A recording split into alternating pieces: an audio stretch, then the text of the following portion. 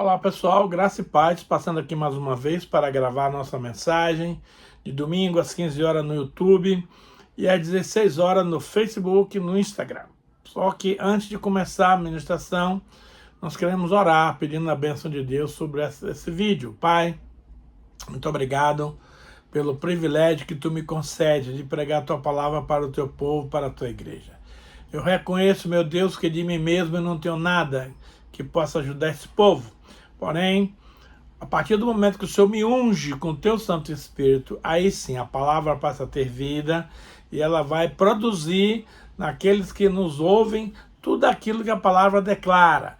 Também eu peço que o Senhor conceda aos nossos ouvintes espírito de revelação, espírito de sabedoria, no pleno entendimento da tua palavra. E desde já, papai, nós damos a ti toda a honra, toda a glória e todo louvor. E o fazemos isso, papai, em nome de Jesus. O tema de hoje é preciso viver pela fé. Viver pela palavra, não viver pela circunstância. Se você quer se relacionar com Deus, é fundamental você exercer a fé. Por exemplo, Hebreus 11:6 diz, de fato, sem fé é impossível agradar a Deus, porque aqueles que se aproximam do Senhor precisam saber que Ele existe e que Ele se torna galardoador daqueles que o buscam. Então, muita gente acredita que não tem fé, mas eu quero lhe dizer que há vários tipos de fé. A fé natural é aquela que você pega um ônibus aqui no seu bairro, crendo que vai chegar na Praça Rui Barbosa. Essa fé, meus queridos, todo ser humano tem. Existe a fé para a salvação, que é Efésios 2:8. Pela graça sois salvos, mediante a fé. Isso não vem de vós, é dom de Deus, para que ninguém se glorie. Terceiro tipo de fé é fé para operar milagres. Fé situa-se num dos dons espirituais que o Espírito Santo nos concede. Então, para realizar um certo tipo de milagre, Deus nos concede uma fé específica para aquele momento, para que você tenha êxito. Por exemplo, quando Moisés abriu o Mar Vermelho, ele recebeu esse tipo de fé sobrenatural para realizar esse milagre. E por aí vai. E tem um quarto tipo de fé, que é o que nós vamos tratar hoje, que é fé para viver uma vida vitoriosa. Nós não podemos nos afastar disso. Eu quero lhe dizer que a Bíblia nos afirma que Deus repartiu, amados, uma medida de fé para cada um de nós. O problema é que uns desenvolvem a fé que recebeu e outros enterram a fé que recebeu e passa-se a uma vida em brancas nuvens. Vamos ver o que diz a palavra em Romanos 12, verso 3, que diz assim, ó, porque pela graça que me foi dada, digo a cada um dentre vós que não pense de si mesmo além do que convém. Antes, pense com moderação, segundo a medida da fé que Deus repartiu a cada um. Amado, Deus é justo, Deus não é parcial, Deus não é ingrato com as pessoas. Primeiramente, Deus só vai cobrar aquilo que Ele lhe deu antes. Então, se Deus não tivesse repartido a fé para as pessoas até podiam se queixar que não tinham fé. Mas isso não é verdade, porque Romanos 12, versículo 3, diz que você não deve se considerar melhor do que ninguém. Agora, você tem que viver com moderação, segundo a medida de fé que o Senhor repartiu a cada um. Então, amados, você que está me assistindo agora, você é uma pessoa de fé.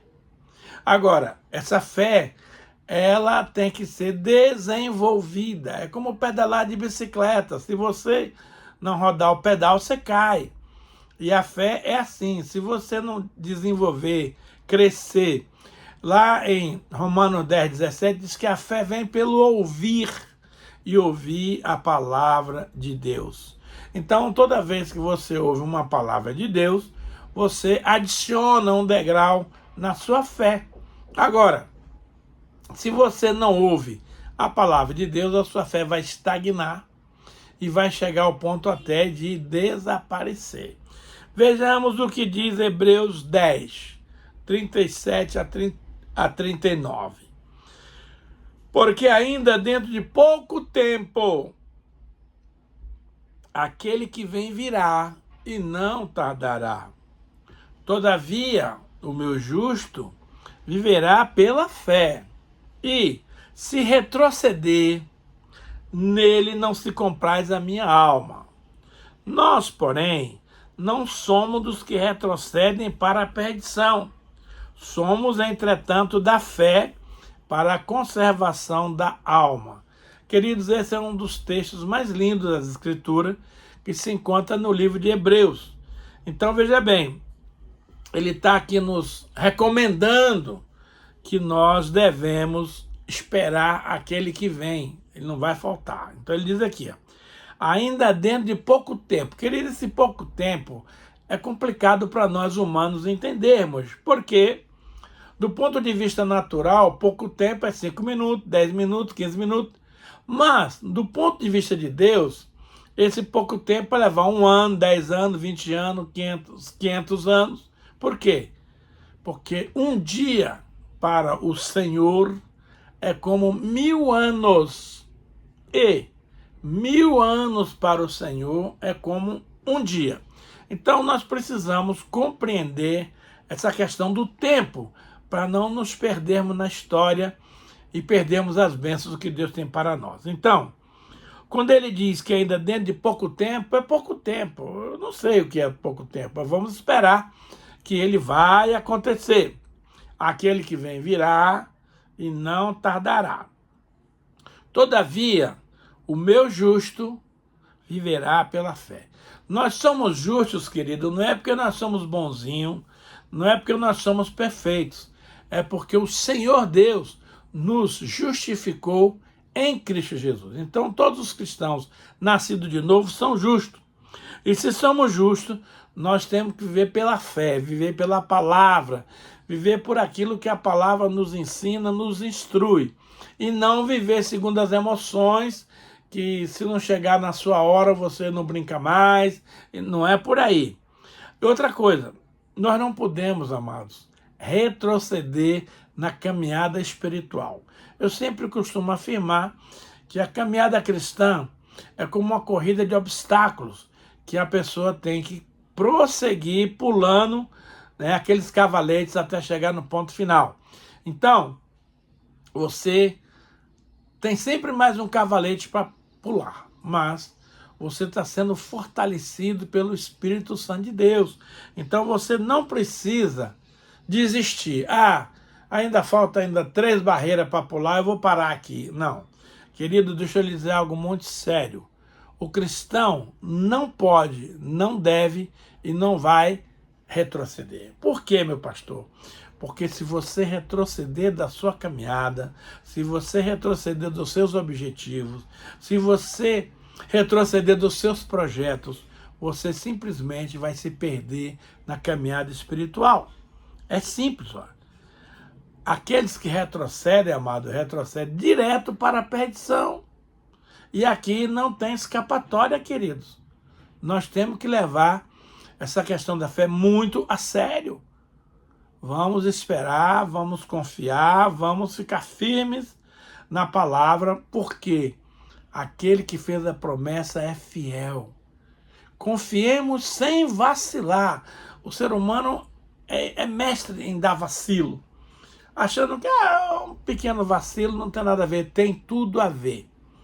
Nós, como cristãos, filhos de Deus Altíssimo, não podemos vacilar e incorrer nas mentiras do diabo. Ele vem para você com aquela conversinha mole, falando nos seus ouvidos algo que você gosta de escutar, mas o final dessa história é a perdição. Por quê? Satanás sabe que ele não vai para o céu. Isso aí já está decidido por Deus, desde a fundação do mundo. Ele esteve lá, experimentou as delícias da pátria celestial. Porém, o seu orgulho, o quis tornar maior do que Deus. E se há uma coisa que Deus não tolera, não admite, não aceita, é que ninguém seja melhor do que ele, porque não há ninguém melhor do que ele. Ele é o cara, ele é o Big Boss.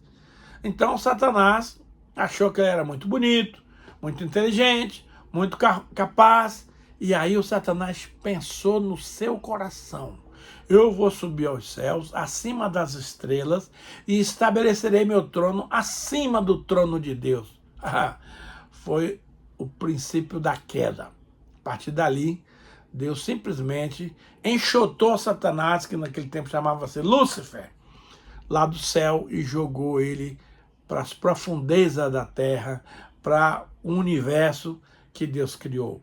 Então, veja bem, pelo fato de Satanás não ir para o céu, e ele conhece lá, sabe que é um lugar maravilhoso, ele vai fazer de tudo para levar o maior número de pessoas para o inferno, que é para onde ele vai, que não foi o que Deus criou para o homem ir.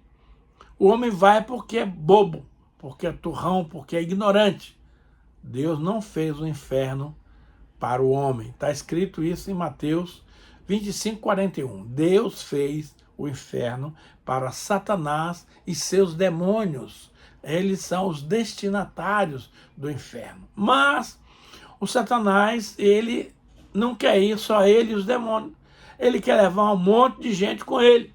E para isso ele trabalha, meus amados, 24 horas por dia, para tentar lhe enganar, para tentar lhe seduzir, para lhe levar a dar vacilos espirituais, para que você perca a sua promessa, a sua bênção e o seu direito de ir morar na eternidade com Deus na pátria celestial.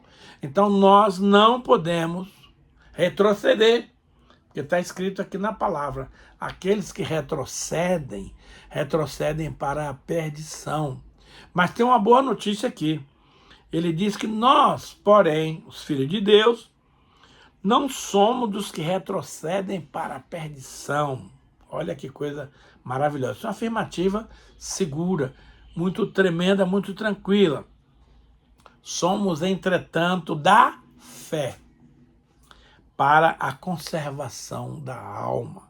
Então aqui há uma diferença entre retroceder e entre prosseguir.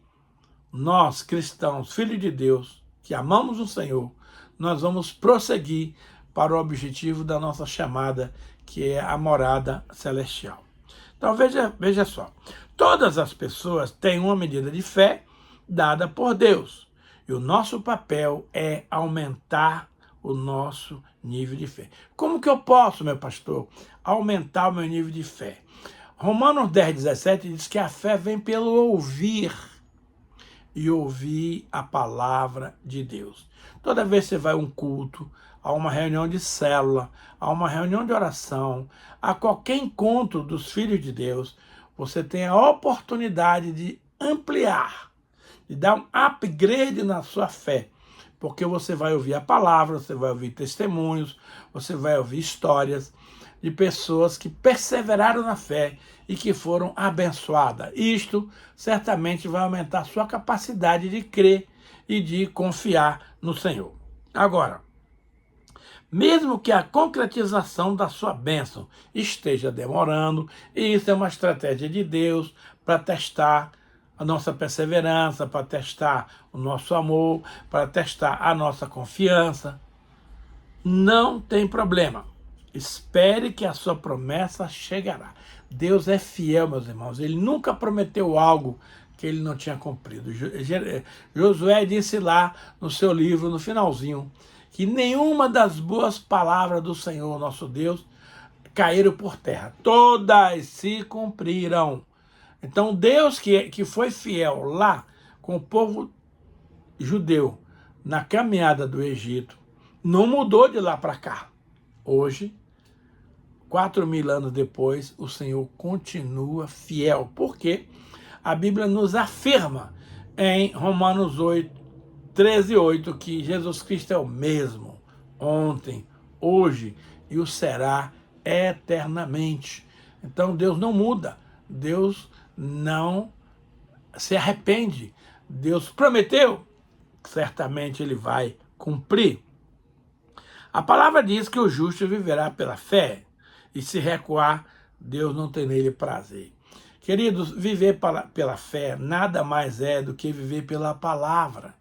Jesus disse em João 14,6, eu sou o caminho, a verdade e a vida, e ninguém vem ao Pai senão por mim. Então, a caminhada cristã, meus amados, é um caminho que nós temos que seguir, buscando as orientações, as diretrizes que Jesus estabeleceu para nós. Se você seguir a Bíblia Sagrada, não tem perigo de você não chegar ao seu destino em êxito, em vitória.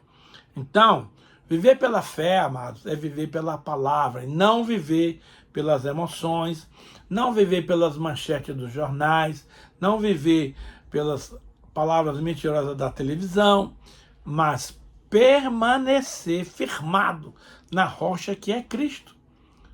A Bíblia diz que o justo viverá pela fé. Então ele diz, aqueles que confiam no Senhor são como um monte de Sião, não pode ser abalado. Então, a palavra nos assegura em Isaías 26, 2 e 3, tu, Senhor, conservarás em perfeita paz aqueles que confiam em ti, aqueles que são firmes. Confiai no Senhor perpetuamente, está escrito, porque o Senhor Deus é uma rocha eterna. Nele não há sombra de variação e nem mudança. Se ele falou, vai acontecer. Então não importa se está demorando, se não está, fica firme que vai dar tudo certo. Se você deseja agradar a Deus, tem que ser pela fé, conforme Hebreus 11:6. Deus prova a nossa vida para sabermos se somos fiéis ou não. Veja só aqui em Deuteronômio 8:3, diz assim, ó, ele te humilhou, te deixou ter fome, te sustentou com o maná que tu não conhecia, nem os teus pais o conheciam, para te dar a entender que não só de pão viverá o homem, mas de tudo que procede da boca do Senhor viverá o homem. Veja, a razão pela qual Deus nos prova no nosso dia a dia é para consolidar a nossa fé em nós mesmos, porque Deus já sabe tudo que vai acontecer. A fé não é para provar a Deus que eu sou fiel ou infiel. Não, Deus já sabe. A fé é para provar a mim o tanto quanto eu posso ser fiel ao meu Deus. Então, na travessia do deserto, foi um período de treinamento, de instrução para o povo de Deus. Ele te humilhou, o homem não gosta de ser humilhado, amados. O homem quer ser sempre o tal, mas Deus gosta de nos humilhar para ver como você reage. Querido, fica firme. Tem gente que fala assim, pastor, eu vou sair do meu emprego porque eu não aguento mais tanta humilhação. Eu digo, olha, querido, humilhação é bênção. Suporta a humilhação. Reaja tranquilo, com humildade, porque Deus está te provando, querido. Se você for aprovado, Deus tem um patamar maior de compromisso, de responsabilidade, de bênção na sua vida. Então, não se queixe quando você está sendo humilhado. É o próprio Deus promovendo a sua ascensão ministerial. Ele te deixou ter fome. Veja, ele não te deixou faminto. Ele deixou você ficar com a fomezinha. Para quê, pastor? Porque ele, ao mesmo tempo, nos sustenta com o maná, o pão do céu, que nós não conhecíamos, nem mesmo nossos pais. Então, Deus deixou você ter fome para lhe dar o alimento, para você desejar. A questão do desejo no ser humano é algo muito sério. Porque se você não desejar as coisas, você não vai atrás delas, você não vai conseguir. Então, Deus deixou o homem ter fome para mandar ele pelas manhãs buscar o maná no deserto, que ele descia toda a madrugada para alimentar o povo de Deus. Agora, um detalhe interessante aqui é que você só podia colher o manjar para um dia. Isso nos dá um ensinamento muito sério. Primeiro, que no dia seguinte Deus vai estar lá. A primeira coisa. Segundo, você aprender a obediência do Senhor. Se você pegasse 2 medidas de maná, uma delas apodrecia e você não podia usar no dia seguinte. Então, o maná nos traz várias instruções bíblicas. Confiar em Deus, pegar o necessário, não pegar nada a mais. Agora, no dia de sábado, o maná, você podia pegar 2 porções, por causa do Shabá. Então você vê que o problema não é da durabilidade do maná, mas é da obediência do cristão àquilo que ele estava fazendo. Então, Deus nos trouxe o maná para nos dar a entender que não só de pão viverá o homem, mas de toda a palavra que procede da boca de Deus. Jesus Cristo, quando estava sendo tentado lá no Monte da Tentação, uma das tentações foi essa. Ele estava saindo do seu jejum com muita fome. E o Satanás falou, olha, se tu é o Filho de Deus, transforma essas pedras em pães. Veja, Jesus tinha poder para transformar as pedras em pães? Claro que ele tinha. Ele estava com fome? Estava. Era lícito ele comer pão depois do seu jejum? Claro. Mas e por que Jesus não fez? Simples. Se Jesus tivesse transformado aquelas pedras em pães, ele estaria fazendo a vontade do diabo. E Jesus não veio aqui para isso. E você também não veio aqui para isso. Nós estamos aqui, meus irmãos, para fazer a vontade de Deus, que é boa, agradável e perfeita para as nossas vidas. Então, ninguém gosta de passar por provações. E as provações que passamos não são para provar nada a Deus. Até porque ele já sabe tudo sobre todos. As provações são para que nós possamos ver, crer, reconhecer e sermos aprovados diante do Senhor. Então fique esperto, querido. Se você está passando por uma luta, por uma prova, não desanima não. Prossiga para o alvo, porque é Deus testando a sua fé. Agora, um detalhe muito importante, amados, é preciso ter fé na pessoa certa. A fé gera a paz que vem de Deus. Os nordestinos, de onde eu sou originário, são um dos povos mais fervorosos na fé. Só que eles têm fé na pessoa errada. Eles têm fé no Padre Inciso, eles têm fé nos santos de barro, de madeira, e esquecem de ter fé exclusiva e total no Deus Todo-Poderoso. Vamos ver um texto aqui de Marcos 11, 22 a 24, que diz assim: ao que Jesus lhe disse, tende fé em Deus, porque em verdade vos afirmo que se alguém disser a este monte, ergue-te e lança-te no mar, e não duvidar no seu coração, mas crê que se fará o que se diz, assim será com ele. Por isso, vos digo que tudo quanto em oração pedirdes, credes que recebeste, e será assim convosco. Então veja bem, esse texto nos dá uma segurança, uma garantia extraordinária. Então, em primeiro lugar, eu preciso colocar a minha fé em Deus, e não em homens, e não em líderes, não em pastor, não em apóstolo, não em papa, padre, negativo.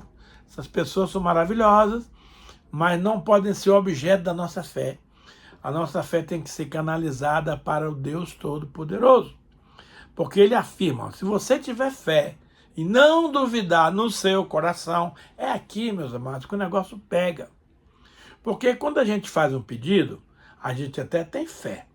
Mas à medida que o tempo passa e esse pedido não se concretiza, você tende a descrer daquele que te prometeu.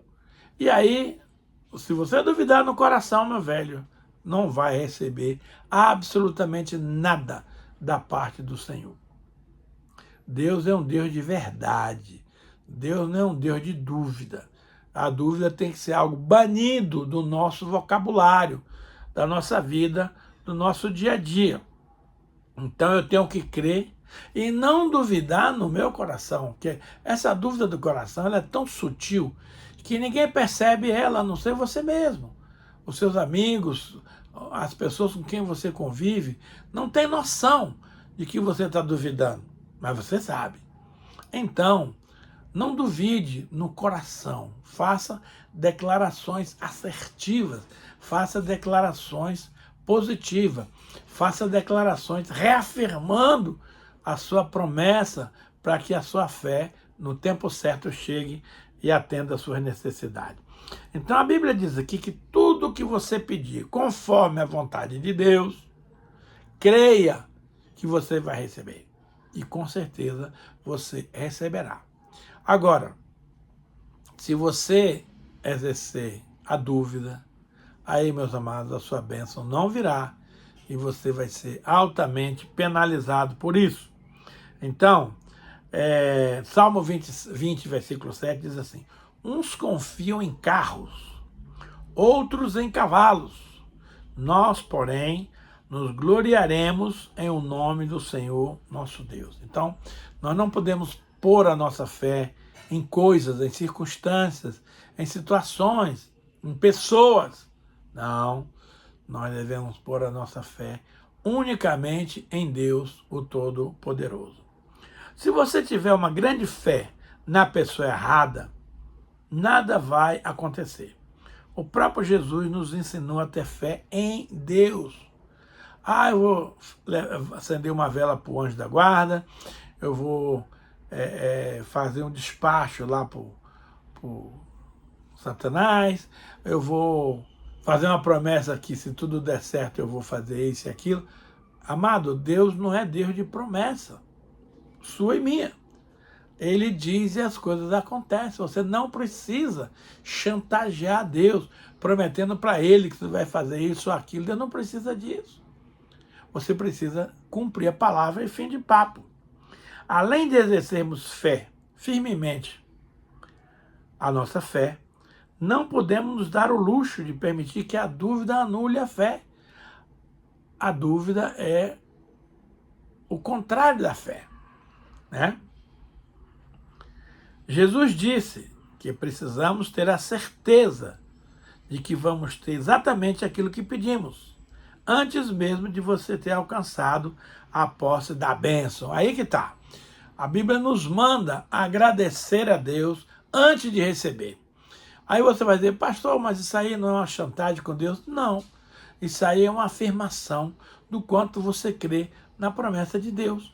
Então, você não precisa agradecer depois que recebeu. E tem mais, tem gente até que mesmo depois de receber não agradece. Então, meus amados, você pediu a Deus algo, com fé, comece a agradecer. Senhor, muito obrigado porque tu estás providenciando isso, isso e isso. Embora eu não mereça, mas a tua fidelidade me alcançou e eu sei que tu vais me abençoar. Você tem que agir como se a promessa já tivesse sido realizada. Sei que isso parece loucura para a sua mente natural, mas é exatamente isso que precisamos fazer e é assim que as coisas funcionam. Então, meus amados, você tem que já se alegrar, você tem que já glorificar a Deus pela bênção, você tem que ficar eufórico porque Deus vai cumprir. Mas não cumpriu ainda, não importa, no tempo certo. Agora, muita gente faz tudo isso e como a coisa está demorando, ele desiste, ele retrocede e aí perdeu tudo, porque Deus não gosta de pessoas que retrocedem. E, finalmente, normalmente, somos daqueles que primeiro queremos ver para crer, mas na fé não é assim. A gente primeiro crê, como se já tivesse recebido, e assim será estabelecida. Deus, muito obrigado por pregar por um assunto tão importante como a fé. Senhor, naquilo que eu não fui claro em explicar para os meus irmãos, que o Espírito Santo complete a obra, trazendo a revelação exata e trazendo a confiança, trazendo a certeza de que aquilo que está na palavra é a verdade. Abençoa, meu Pai, cada um dos nossos ouvintes. E a Ti, meu Deus, nós queremos dar toda a honra, toda a glória, todo louvor, toda a adoração. E o fazemos, Pai, em o nome santo, maravilhoso do Senhor Jesus, hoje e para sempre. Amém. Amém e amém.